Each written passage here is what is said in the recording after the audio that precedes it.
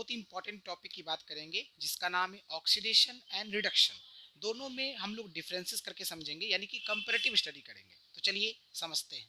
देखिए, सबसे पहले समझेंगे ऑक्सीडेशन के बारे में। ऑक्सीडेशन वो प्रोसेस है जिसमें कोई एटम या कोई आपका अनायन इलेक्ट्रॉन्स को क्या करेगा, लूज करेगा, इलेक्ट्रॉन को खोएगा। ठीक ना। जैसे आप एग्जांपल देख सकते हैं, ये सोडियम एक एटम का नाम है। इसने क्या किया, एक इलेक्ट्रॉन लूज किया। यहाँ पर आप देखो, यहाँ पर माइनस दिया हुआ है और यहाँ पर 1 इलेक्ट्रॉन लिखा हुआ है। ई माइनस मतलब इलेक्ट्रॉन का सिंबल है ये। तो यहाँ से सोडियम एक इलेक्ट्रॉन क्या कर रहा है, लूज कर रहा है।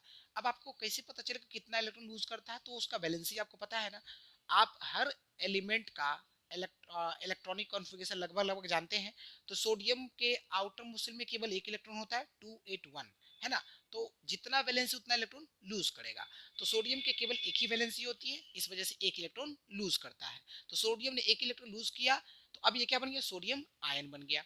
समझ में आया। अब देखिए यहाँ पर देखिए, जिंक जिंक 2 इलेक्ट्रॉन को लूज करेगा तो जिंक आयन बनाएगा, Zn2+ बनाएगा। समझे, क्योंकि जिंक का वैलेंसी 2 होता है। उसके बाद ये देखिए Fe2+। अब मैंने आपको यहाँ पर क्या बताया, यहाँ पर मैंने ये बताया कि एटम इलेक्ट्रॉन को क्या करेगा, लूज करेगा, और अनायन जो है इलेक्ट्रॉन को लूज करेगा। ठीक ना।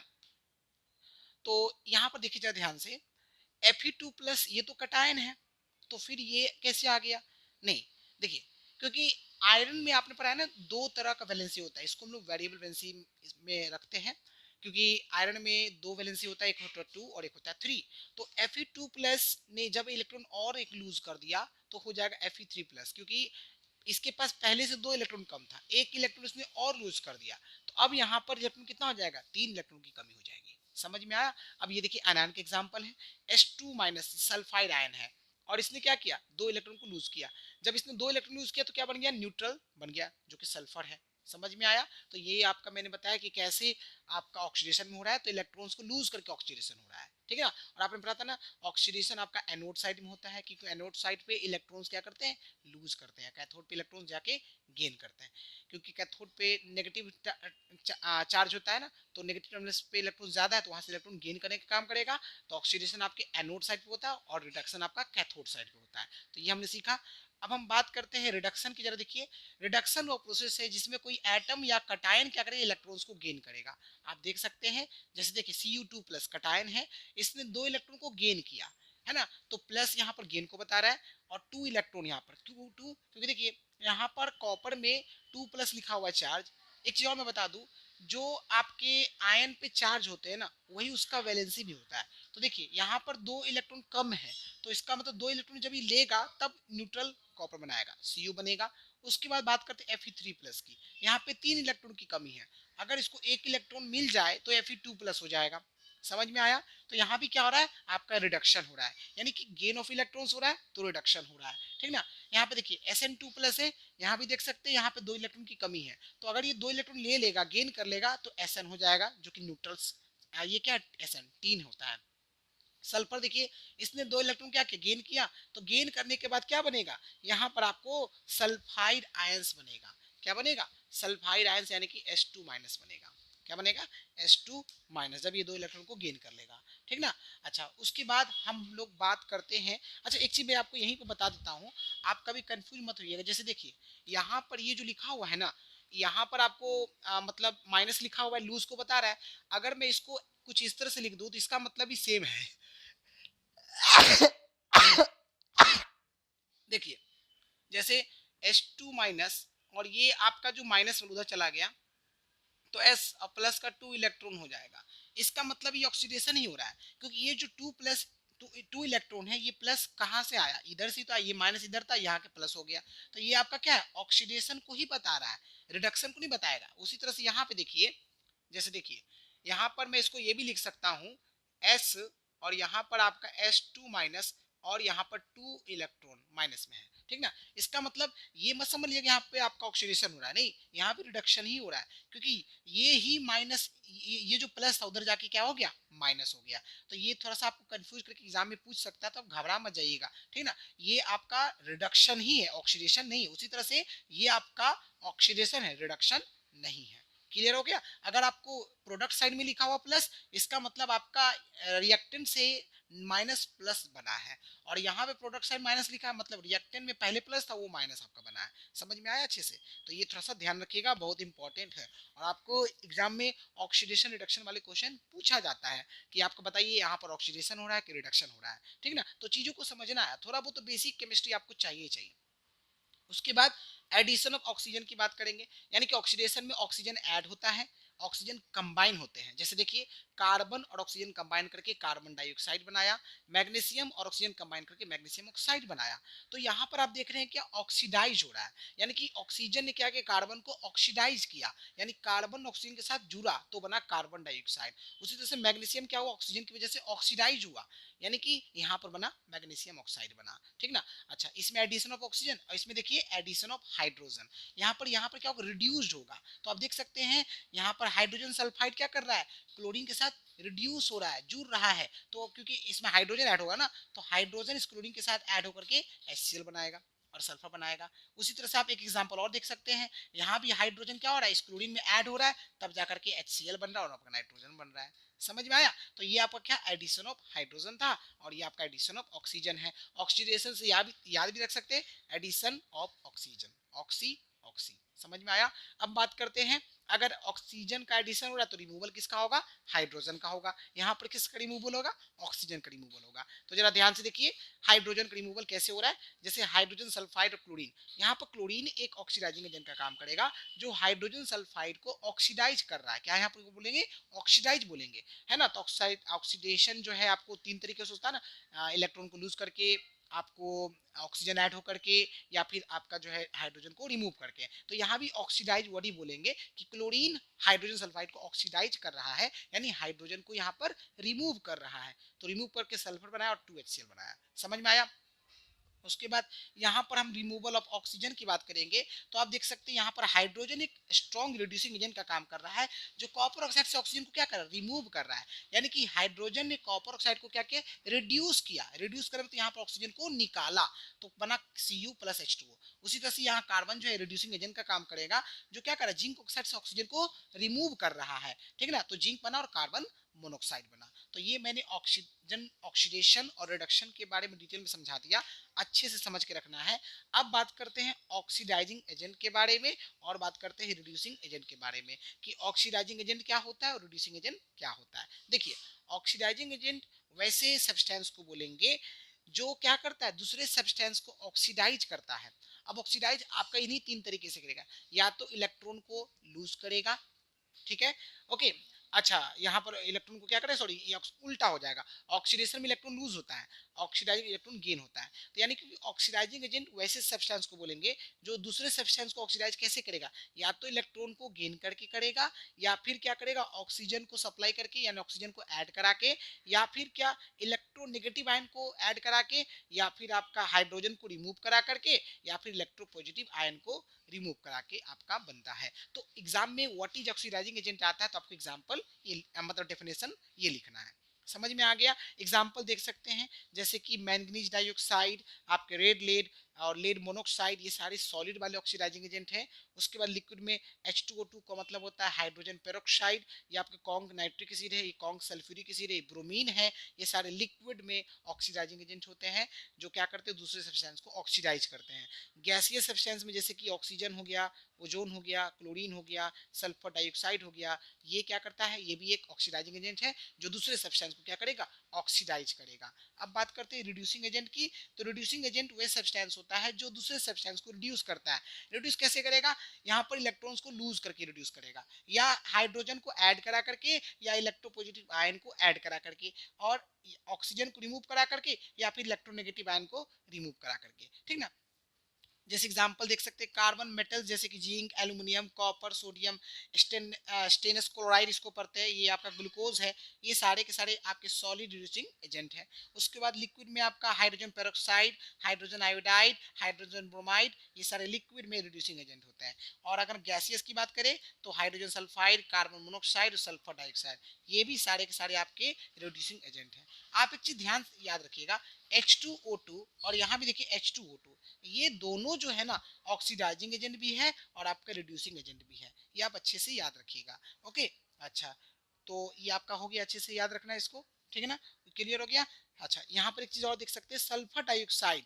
सल्फर डाइऑक्साइड जो है ये भी आपका जो है ऑक्सीडाइजिंग एजेंट का भी काम करता है और आपका रिड्यूसिंग एजेंट का भी काम करता है, सल्फर डाइऑक्साइड। ओके, तो देखिए सल्फर डाइऑक्साइड और आपका ये हाइड्रोजन पेरोक्साइड, ये दोनों एग्जांपल आप याद रखिएगा, ये दोनों ऑक्सीडाइजिंग एजेंट भी होंगे और रिड्यूसिंग एजेंट भी। ये आप नोट करके कहीं लिख लीजिए कि अगर आपसे एग्जाम में पूछ लिया जाए, give two examples which are oxidising agent as well as reducing agent, you will write hydrogen peroxide and sulphur dioxide. ये क्लियर हो गया। तो ऑक्सीडाइजिंग एजेंट क्या होता है, रिड्यूसिंग एजेंट क्या होता है, मैंने आपको बता दिया। ऑक्सीडेशन रिडक्शन में आप थोड़ा सा डिफरेंस देखिए, ऑक्सीडेशन में इलेक्ट्रॉन्स लॉस हो रहा है, रिडक्शन में इलेक्ट्रॉन्स गेन हो रहा है। ऑक्सीडाइजिंग एजेंट में जस्ट उल्टा हो रहा है, इलेक्ट्रॉन्स इसमें गेन होगा और रिड्यूसिंग एजेंट में क्या होगा, इलेक्ट्रॉन्स आपका लॉस होगा। इसलिए आपने पढ़ा था ना, मेटल्स को हम लोग स्ट्रॉन्ग क्या बोलते हैं, रिड्यूसिंग एजेंट बोलते हैं क्योंकि इसमें इलेक्ट्रॉन्स लूज होता है, और नॉन मेटल को स्ट्रॉन्ग ऑक्सीडाइजिंग एजेंट बोलते हैं क्योंकि इसमें इलेक्ट्रॉन्स गेन होता है। तो इस तरह से हम लोगों ने ऑक्सीडेशन, रिडक्शन, ऑक्सीडाइजिंग एजेंट और रिड्यूसिंग एजेंट में क्या डिफरेंसेस है इसको डिटेल में समझ लिया। समझ में आया अच्छे से? चलिए इसको नोट कर लीजिए। ओके स्टूडेंट्स, अब हम लोग बात करते हैं थ्योरी ऑफ इलेक्ट्रोलाइटिक डिसोसिएशन के बारे में। इसमें एक साइंटिस्ट थे, केमिस्ट थे, जिनका नाम था सवांते आर्हेनियस। सवांते आर्हेनियस ने आयनिक थ्योरी दिया था। इन्होंने कुछ बातें बताया था इलेक्ट्रोलाइसिस के बारे में, जरा ध्यान से समझते हैं एक करके। An electrolyte on dissolving in water dissociate into free mobile ions and allow electricity to flow through it। इसका मतलब ये हो गया कि आपका जो इलेक्ट्रोलाइट है, जब इसको वाटर में डालेंगे तो ये डिसॉल्व होगा, और डिसॉल्व होने के बाद ये हमेशा आपके मोबाइल आयंस में डिसोसिएट होगा, तभी जो है वो इलेक्ट्रिसिटी को अलाउ करेगा फ्लो करने के लिए। यानी कि इन्होंने कहा कि इलेक्ट्रोलाइट को जब वाटर में डालते हैं तो ये डिसॉल्व होने के बाद डिसोसिएट होता है आपके फ्री मोबाइल आयंस। फ्री का मतलब क्या, बिल्कुल फ्री होगा, आपको इधर उधर मूव कर सकता है, मोबाइल मतलब मूवेबल है, ठीक ना। ओके, और जब ये आपके फ्री मोबाइल आयंस होंगे तभी जो है ये इलेक्ट्रिसिटी को जो है वो अलाउ करेगा, तो उसे इलेक्ट्रिसिटी पास करेगा। पहला इंपॉर्टेंट पॉइंट याद रखिएगा कि इलेक्ट्रोलाइट्स आपका जो है पहले वाटर में जाकर के आपका डिसॉल्व होने के बाद आयंस में टूटता है, तब जाके इलेक्ट्रिसिटी पास करती है। समझ में आया? सबसे important point. Second important point इन्होंने कहा, जितने भी आयंस होते हैं वो रिस्पॉन्सिबल होते हैं करंट को फ्लो कराने के लिए सोल्यूशन में, ठीक है। उसके बाद थर्ड इंपॉर्टेंट पॉइंट इन्होंने कहा कि जो कंडक्टिविटी है इलेक्ट्रोलाइट का वो डिपेंड करता है concentration of ions in the solution. यानी कि सॉल्यूशन में आयंस का कॉन्सेंट्रेशन कितना है, कितने नंबर ऑफ आयंस बन रहे हैं, कितने नंबर ऑफ कटायंस बन रहे हैं, कितने नंबर ऑफ अनायंस बन रहे हैं, इस पे डिपेंड करता है क्या, इलेक्ट्रोलाइट का कंडक्टिविटी, कि कोई इलेक्ट्रोलाइट जो है कितना करंट को कंडक्ट करेगा, ठीक है ना। ओके, उसके बाद हम बात करते हैं, जैसे हमने पढ़ा था वीक इलेक्ट्रोलाइट में आपने देखा था आयंस का कंसंट्रेशन कम होता होगा तभी उसमें इलेक्ट्रिसिटी कंडक्ट कम होता है, लेकिन स्ट्रॉन्ग इलेक्ट्रोलाइट में आपने पढ़ा केवल और केवल आयंस ही होता है, तो उसका मतलब उसमें आयंस का कंसंट्रेशन बहुत ज्यादा होता है, तभी उसमें इलेक्ट्रिसिटी ज्यादा कंडक्ट करता है स्ट्रॉन्ग इलेक्ट्रोलाइट में। फिर उन्होंने कहा solution is in electrolytic equilibrium when number of positive charges is equal to number of negative charges. यानी कि पॉजिटिव चार्जेस का नंबर, यानी कि कटायंस का नंबर और अनायंस का नंबर जब दोनों इक्वल हो जाता है तो उस स्टेज को बोलते हैं कि हमारा सॉल्यूशन किस स्टेज में है, इलेक्ट्रोलाइटिक इक्विलिब्रियम में। इसे क्वेश्चन पूछा जा सकता है कि हमारा सॉल्यूशन जो है इलेक्ट्रोलाइटिक इक्विलिब्रियम में कब होता है, जब नंबर ऑफ कटायंस और नंबर ऑफ अनायंस इक्वल हो जाते हैं। बहुत इंपॉर्टेंट पॉइंट है। नाउ नेक्स्ट हम बात करते हैं नॉन इलेक्ट्रोलाइट में आपके आयोनाइजेशन नहीं होते हैं, यानी कि इसमें केवल और केवल क्या होगा, मॉलिक्यूल्स होगा। याद रखिएगा, ये मैंने पॉइंट पहले भी आपको बताया है। उसके बाद बात करते हैं the degree of dissociation is the extent to which an electrolyte dissociates और ब्रेक्स अप इनटू आयंस। यानी कि डिसोसिएशन किस एक्सटेंट तक होगा, किस हद तक होगा, है ना, वो आपका इलेक्ट्रोलाइट जो है आपका टूटने के बाद पता चलता है, या इलेक्ट्रोलाइट आपका डिसोसिएट होता है या ब्रेक होता है तब पता चलता है कि किस हद तक आपका डिसोसिएशन होने वाला है, ठीक ना। ओके, तो ये आपके सेवेंटी एरहनियस ने बोला था। हो सकता है एग्जाम में आपसे 3 नंबर का क्वेश्चन पूछ दे कि सेवेंटी एरहनियस ने क्या बातें बोली थी। हालांकि इस तरह क्वेश्चन डायरेक्ट नहीं पूछता है, अब आपको घुमा के पूछता है, तो आपसे ये पूछेगा इलेक्ट्रोलाइटिक इक्विलिब्रियम के बारे में पूछेगा। आपका फर्स्ट पॉइंट पूछ सकता है कि इलेक्ट्रिसिटी कंडक्ट किसकी वजह से होता है, मोबाइल आयंस की वजह से होता है। सारे आयंस आपके रिस्पॉन्सिबल होते हैं करंट के लिए, बिल्कुल रिस्पॉन्सिबल होते हैं।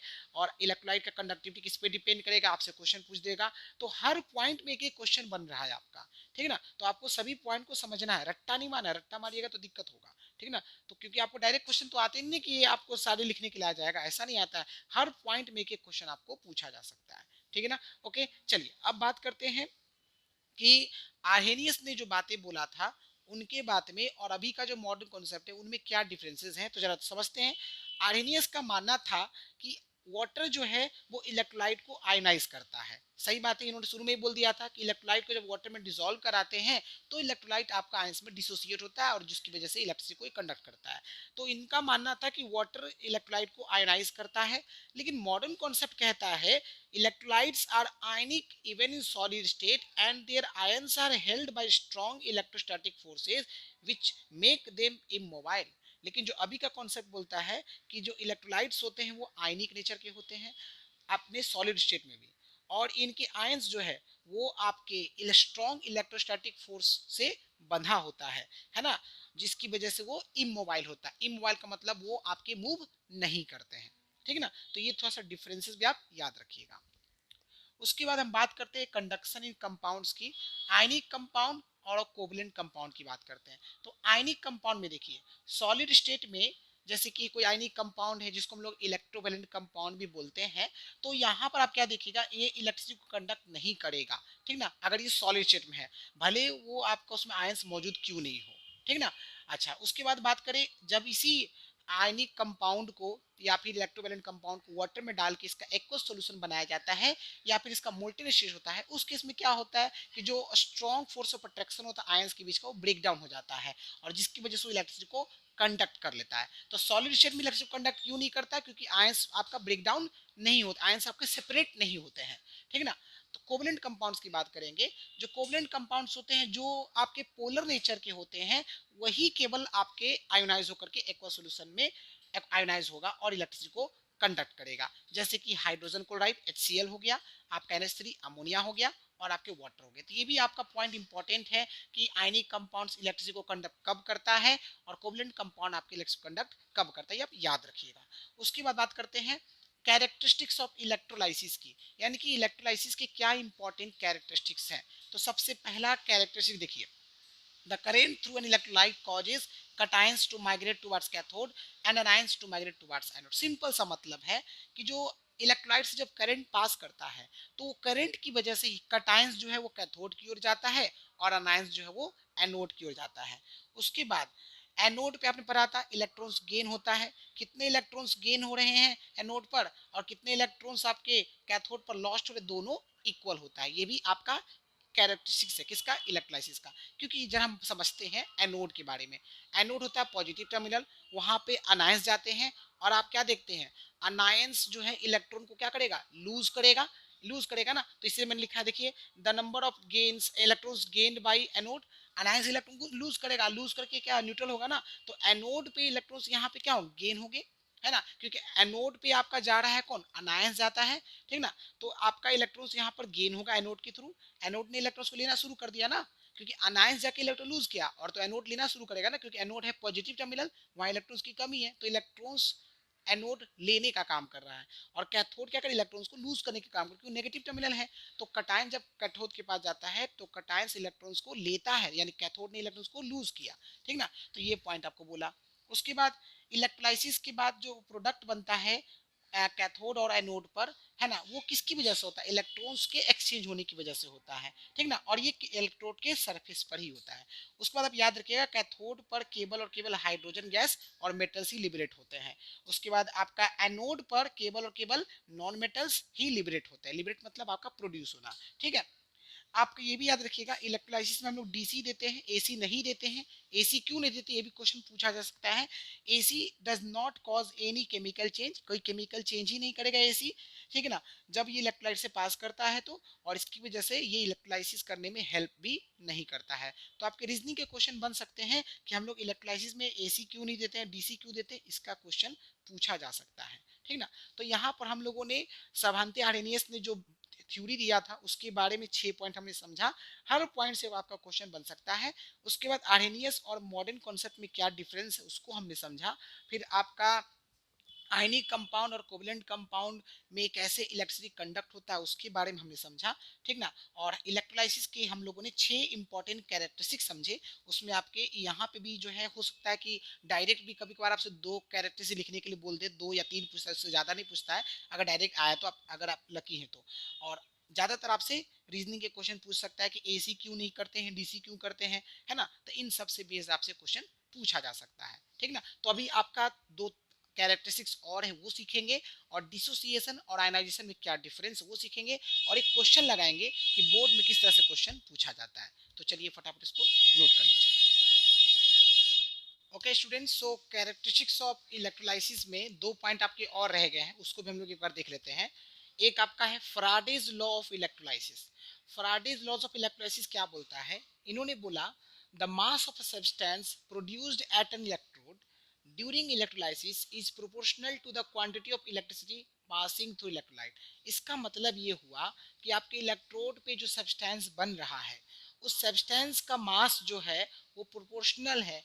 किसके प्रोपोर्शनल है, कितना इलेक्ट्रिसिटी आपका इलेक्ट्रोलाइट से पास करा, यानी कि किसी इलेक्ट्रोड पे जो सब्सटेंस बनेगा, वो सब्सटेंस कितना बनेगा वो किस पे डिपेंड करता है, इलेक्ट्रिसिटी पे डिपेंड कर रहा है कि इलेक्ट्रोलाइट से करंट कितना पास कर रहा है। समझ में आ गया। चलिए आखिरी हम लोग कैरेक्टरिस्टिक्स की बात करते हैं। इन्होंने बोला कि जो इलेक्ट्रोलाइसिस प्रोसेस है ये एक रिडॉक्स रिएक्शन है। बिल्कुल सही बात है, because we know redox reaction कि आपका रिडॉक्स रिएक्शन वैसे रिएक्शन को बोलते हैं जिसमें ऑक्सीडेशन और रिडक्शन एक साथ होता है। Redox reaction is a reaction in which oxidation and reduction takes place simultaneously, यानी कि वह रिएक्शन जिसमें आपका ऑक्सीडेशन रिडक्शन दोनों एक साथ होता है, वैसे रिएक्शन को बोलेंगे रिडॉक्स रिएक्शन। यानी जो इलेक्ट्रोलाइसिस प्रोसेस है ये एक रिडॉक्स रिएक्शन है। तो आप देख सकते हैं जैसे कि मान लीजिए सोडियम क्लोराइड ये एक स्ट्रॉन्ग इलेक्ट्रोलाइट है, और आपको पता है ना ये इसका जब डिसोसिएशन होगा तो आयंस में टूटेगा, सोडियम आयन और क्लोराइड आयन। यहाँ पर जो Na+ है ये एक कटायन है क्योंकि पॉजिटिव चार्ज दिया हुआ है, Cl- एक अनायन है।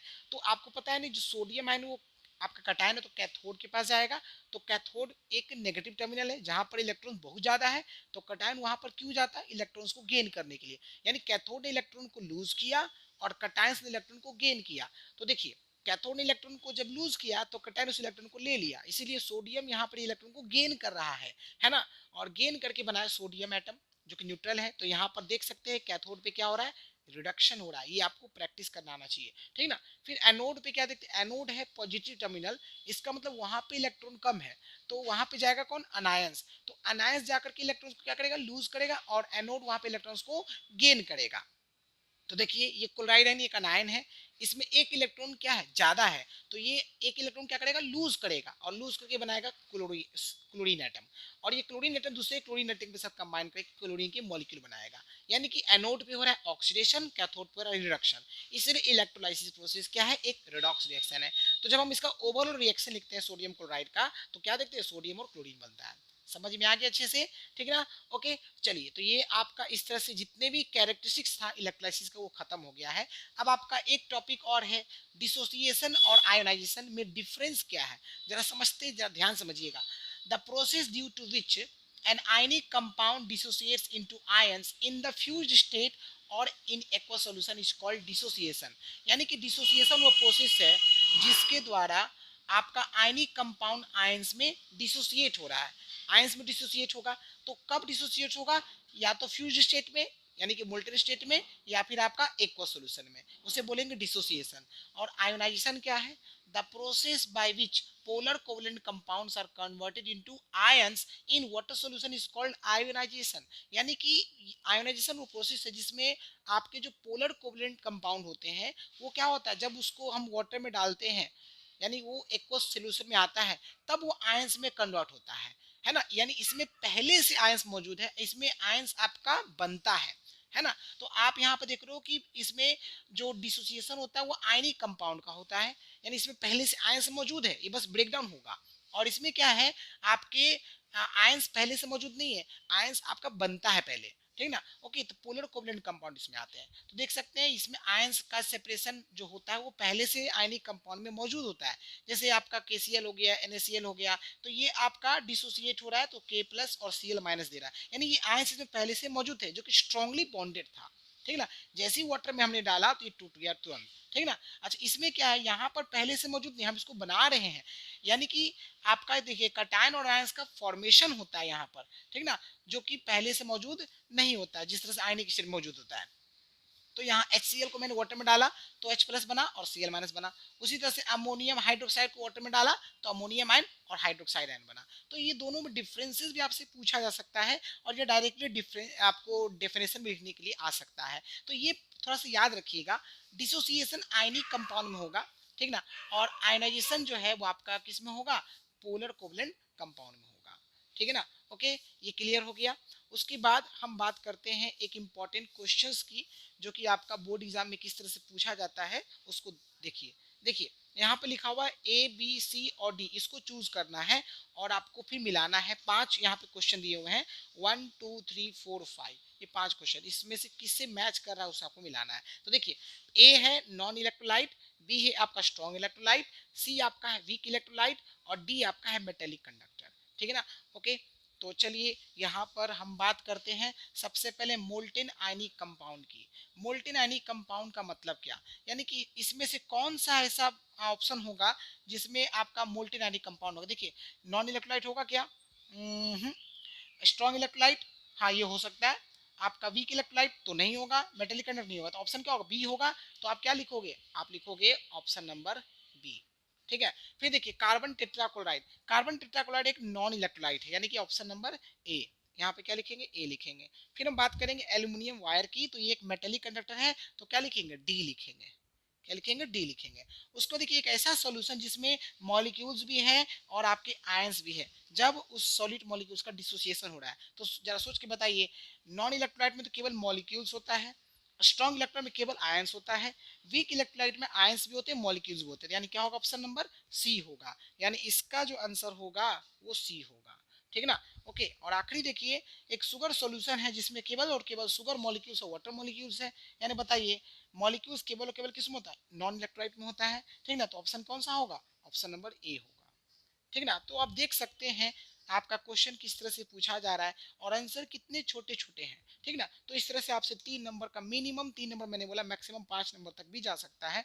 वो डिपेंड करता है। तो केमिस्ट्री में क्वेश्चन के साइज बड़े बड़े होंगे, क्वांटिटी ऑफ ज्यादा होगा क्वेश्चन का, लेकिन इसका जो आंसर होते हैं बहुत छोटे छोटे होते हैं, तो आपको लॉजिकली क्वेश्चन को तैयार करना है, ठीक है ना। इसे रट्टाफिकेशन तो काम नहीं आने वाला है यहाँ पर, तो समझ के करना है। तो देखिए मैंने फिर से बता देता हूँ, यहाँ पर A B C D 4 option दिए हुए, A non electrolyte, B strong electrolyte, C weak electrolyte और डी आपका मेटेलिक कंडक्टर है। और आपको क्या करना है, इनको मिलाना है 1 से लेकर 5 तक में। तो पहला मोल्टेन आयनिक कंपाउंड बोला था, तो ऑप्शन नंबर बी होगा। ऑप्शन नंबर बी आपका स्ट्रॉन्ग इलेक्ट्रोलाइट है, क्योंकि यहाँ पर आयनिक कंपाउंड की बात कर रहा है। Carbon tetrachloride option number A, क्योंकि ये कार्बन टेट्राक्लोराइड एक नॉन इलेक्ट्रोलाइट में आता है। उसके बाद आपका एल्यूमिनियम वायर एक मेटेलिक कंडक्टर में आएगा। उसके बाद जो सॉल्यूशन जिसमें मॉलिक्यूल्स दोनों हो, वो आपको किस में आएगा, वीक इलेक्ट्रोलाइट में आएगा। और वह सॉल्यूशन जिसमें केवल केवल मॉलिक्यूल्स हो, वो किस में आएगा, वो आपका नॉन इलेक्ट्रोलाइट में आएगा। क्लियर हो गया। तो यहाँ पर हम लोगों ने क्या क्या सीखा, यहाँ पर हम लोगों ने जो 2 इंपॉर्टेंट कैरेक्टरिस्टिक बच गए थे, वो मैंने बताया कि फैराडेज लॉज ऑफ इलेक्ट्रोलाइसिस क्या बोलता है, और आपका जो है रेडॉक्स रिएक्शन इलेक्ट्रिसिटी प्रोसेस में होते हैं। फिर हम लोगों ने डिफरेंसेस देखा कि डिसोसिएशन और आयोनाइजेशन में क्या डिफरेंस है। आपसे क्वेश्चन पूछ देगा कि आयोनाइजेशन जो है वो किस तरह के कंपाउंड में होता है, तो आंसर होगा पोलर कोवलेंट कंपाउंड, यानी इसमें आयंस पहले से मौजूद नहीं होते, इसमें आयंस का फॉर्मेशन पहले होता है आयोनाइजेशन में। और डिसोसिएशन में आयंस आपके पहले से मौजूद होते हैं, ठीक है। तो डिसोसिएशन में आयनिक कंपाउंड बोलेंगे, या फिर इसका अदर नाम क्या है, इलेक्ट्रोवेलेंट कंपाउंड, ठीक है ना। ओके, तो इस तरह से हम लोगों ने आपका जो इलेक्ट्रोलाइसिस का बेसिक जो भी था वो सारा मैंने क्लियर करा दिया है। हम लोगों ने देखा इलेक्ट्रोलाइसिस क्या होता है, मेटेलिक कंडक्टर और इलेक्ट्रोलाइटिक कंडक्टर में क्या डिफरेंसेस हैं, आपका जो है इलेक्ट्रोलाइट्स क्या होता है, नॉन इलेक्ट्रोलाइट्स क्या होता है, electrodes, anode, cathode, ions, cations, anions, electrolytic cell, आपके जो है इलेक्ट्रोकेमिकल सेल, ठीक है ना। उसके बाद आपके आयोनाइजेशन, आपके डिसोसिएशन, इलेक्ट्रोलाइसिस के क्या कैरेक्टरिस्टिक्स हैं, सवांते अरेनियस ने क्या बताया था, मॉडर्न कॉन्सेप्ट और अरेनियस के कॉन्सेप्ट में क्या डिफरेंसेस हैं, ठीक है ना। उसके बाद oxidation, reduction, oxidising agent, reducing agent, इन सब बातों को हम लोगों ने अच्छे समझा और एक हम लोगों ने बोर्ड के क्वेश्चन भी लगाया, ठीक है ना। तो ये आपका फर्स्ट पार्ट अच्छे से कंप्लीट हो गया है। आप इसका अच्छे से नोट्स बनाइए और अच्छे से एग्जाम की तैयारी कीजिए। नेक्स्ट जो इसका पार्ट मिलेगा उसमें हम लोग बहुत सारी लॉजिकल बात करेंगे, जिसमें आपको आज भी मैंने बहुत सारी बेसिक बातें बताया है, इसको आप जरूर वापस देखिए और आप क्लियर कीजिए, तभी आपका जो है कॉन्सेप्ट क्लियर होगा। तो सेकंड पार्ट आपको और अच्छे समझ में आएगा, क्योंकि सेकंड पार्ट जो है ना वो बोर्ड के लिए मोस्ट मोस्ट इंपॉर्टेंट, ये तो है ही इंपॉर्टेंट, लेकिन सेकंड पार्ट आपका बहुत ज़्यादा इंपॉर्टेंट है, क्योंकि सेकंड पार्ट में आपके लॉजिकल क्वेश्चन बहुत सारे हैं, ठीक है। तो बस आज के लिए हम लोग इतना ही रखते हैं। Thank you, bye and take.